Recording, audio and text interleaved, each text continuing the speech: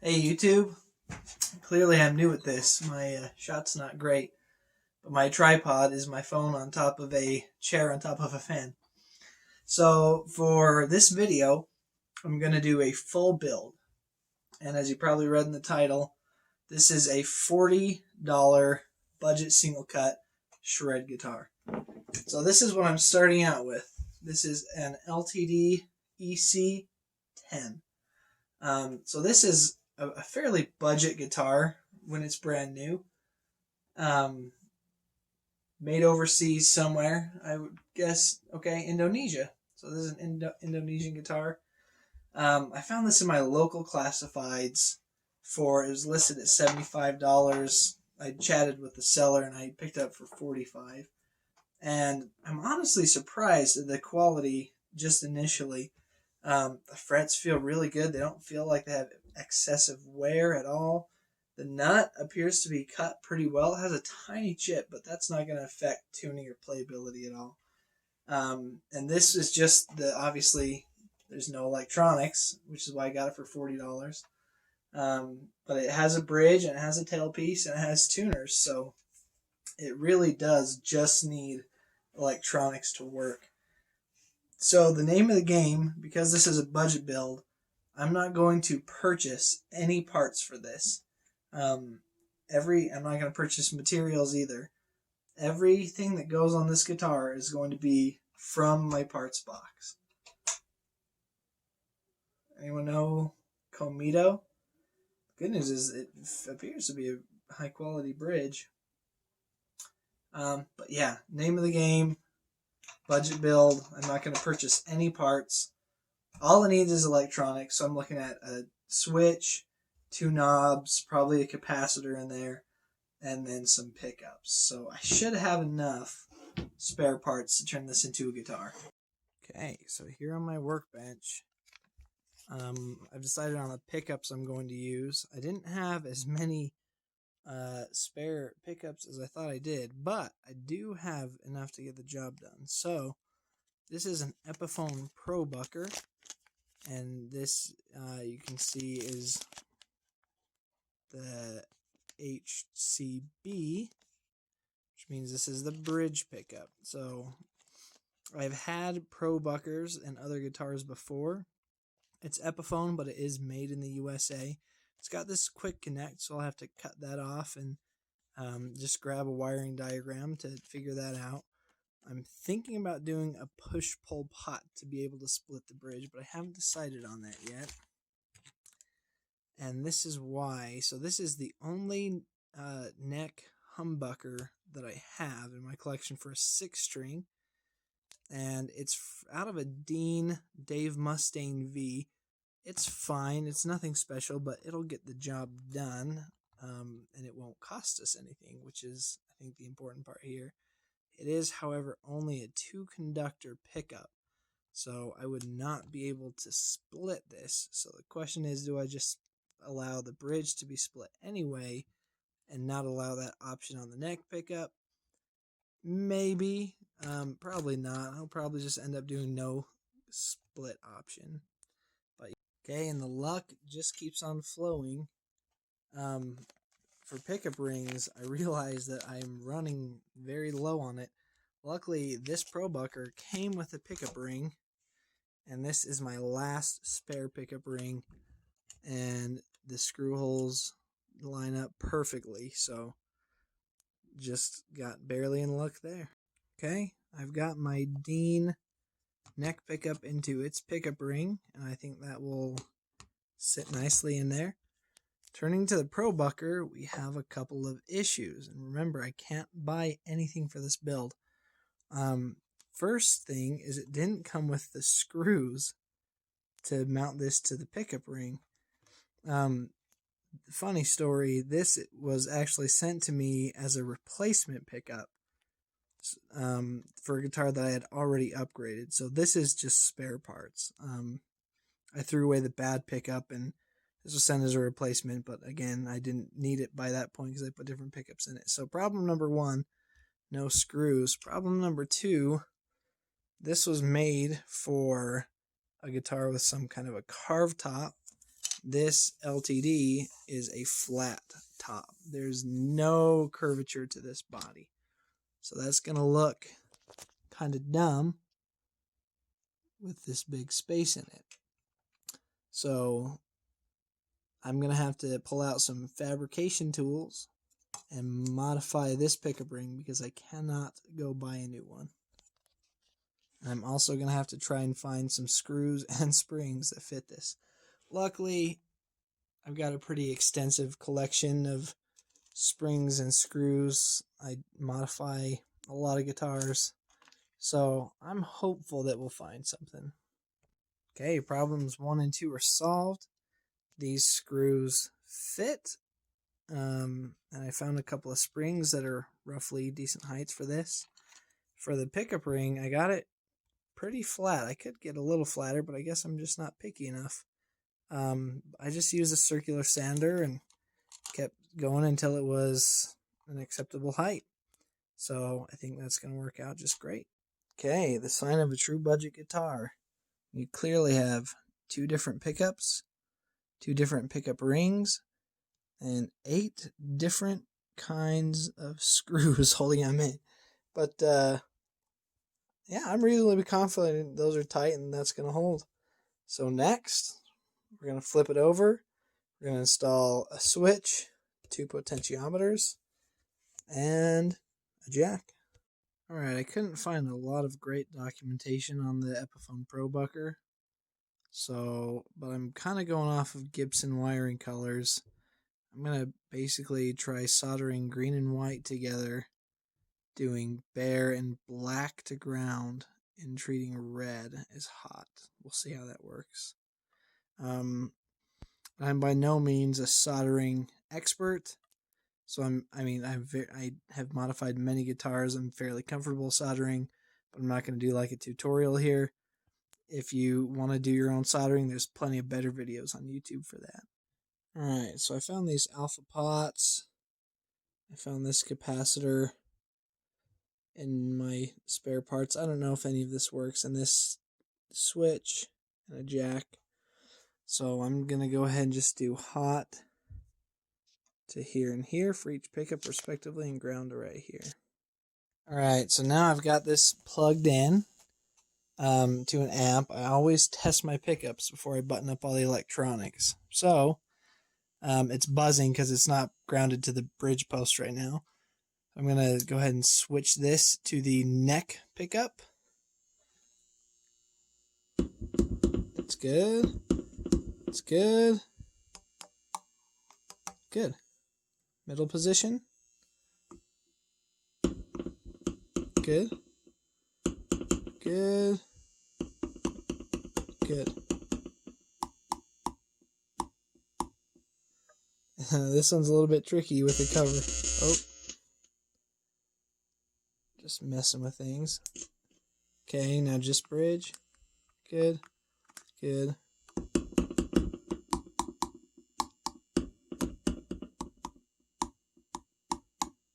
Tricky part is I don't know if this is in humbucker mode. Doesn't sound like it has any extra 60 cycle hum, so I think it is. So this all looks good. I'm going to go ahead and button it up now and see what happens. Okay, everything's soldered up. I bolted these in. My parts store has been really good to me. I found a ring for this. I got hardware for this. Found one that fit on that. And now I've got some options here for knobs and switch tips. So I think whether I go for cream or black on the switch tip will probably depend on which knobs I go for. Now, I really like this tone knob. It's from an Epiphone SG, I think. Yes, it is. But I really like these orange ones too. I don't know if they would fit this build though. These are just some old Strat knobs, and they might look kind of cool and vintage on this modern looking black guitar. I don't think I have any other knobs, and I promised myself I wouldn't buy parts. The good news is I guess I can switch these out later on. If you watch my Chibson build, these orange knobs are actually they came stock on my Chibson, which I switched out for, I think, Gibson knobs. Alright, I can kind of dig that. Oops. Alright. Okay. These knobs definitely feel cheap, like Chinese garbage. I think if we're going for those orange knobs, I'm going to go for the black switch tip. And yeah, just threads right on there. Nifty, nifty. Great. I did notice one tiny little ding on this fret, and another tiny one on this one. I don't have fret files, but I have a really good fret polishing kit with various levels of sandpaper. So I'm going to go ahead and polish up the frets. I'm going to condition the fretboard with fret oil. I'm going to lubricate the saddles and nut with a little bit of tune-it. And then we'll be playing this. Alright, I got the frets polished up to a really nice sheen. And there were a couple of teeny nicks that you can see but you can't feel. There were two that you can just barely feel even after a polish. Right there. Is that going to make the guitar unplayable? Absolutely not. I'm still going to be able to bend my G string right past that and right past that, no problem. It's just going to make a teeny clicking sound. Is this going to be in the studio with me or even a show? Probably not. But for just putting in my bedroom and jamming to and a song idea pops into my head, I think this is going to be perfect.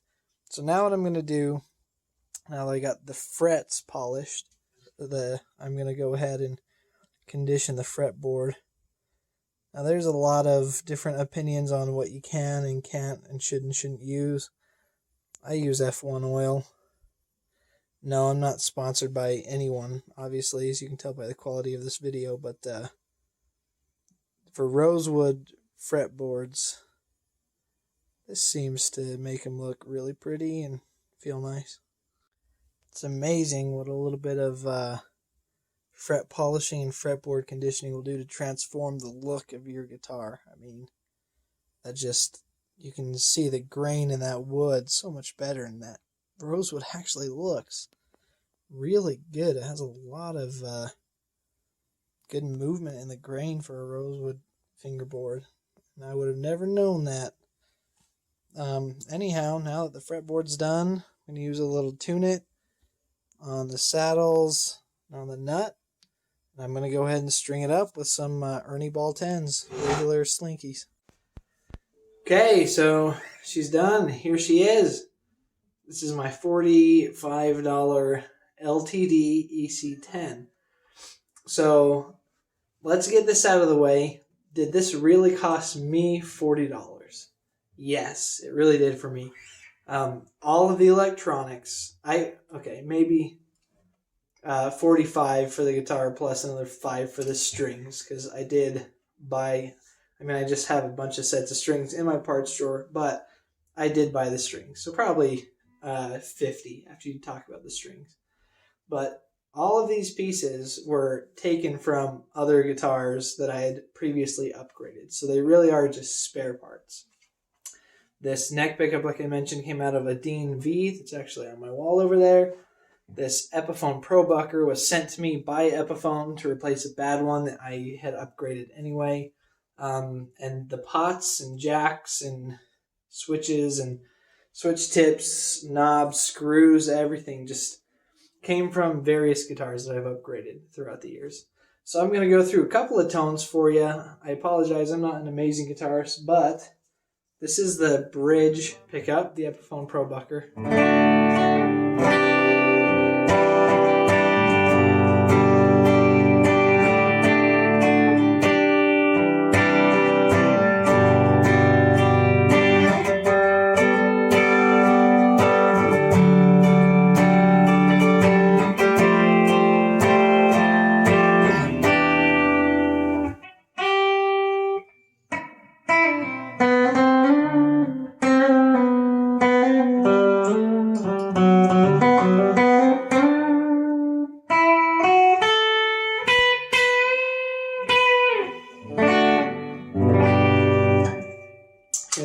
wired together.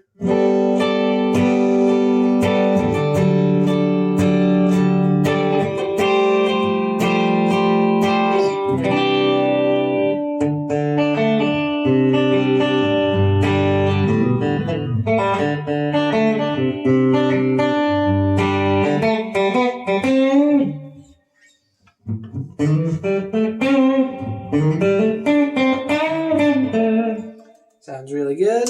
And then here's the neck pickup.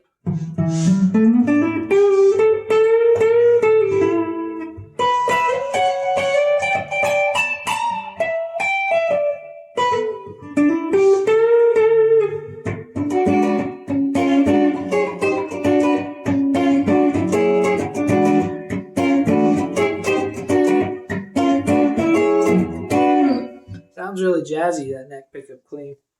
So here's some dirt.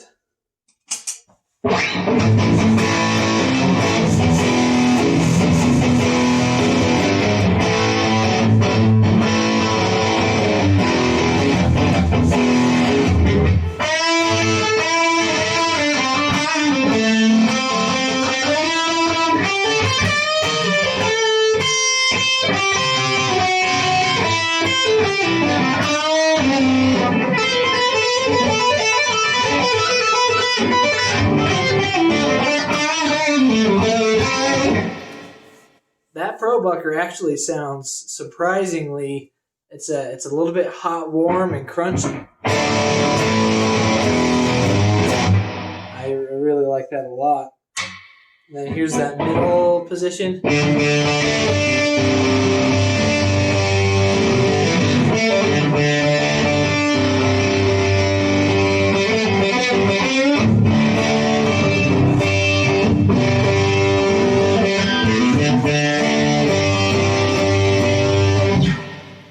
And here's the neck.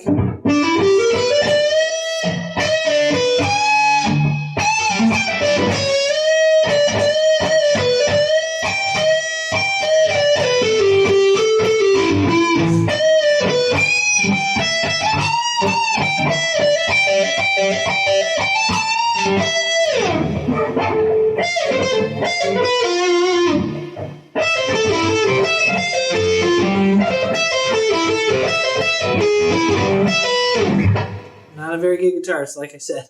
But yeah, there's basically a run through of the tones. Is this going to become a studio or primary gigging guitar for me? I think it probably won't, because I have other guitars that I like a little bit better. But I think it is capable. I believe that it is completely reliable. And it just feels really good. It's got kind of the shallow C shape, I think they would probably call this neck. The fret ends have even honestly been dressed really nicely on this one. It's got a great satin finish. The fingerboard and frets look awesome after I treated the fretboard and polished up the frets. And it throws off a little bit of a Zach Myers vibe. Or maybe, who's the other PRS with the mismatched pickup covers? I don't know. But yeah, it's a great guitar.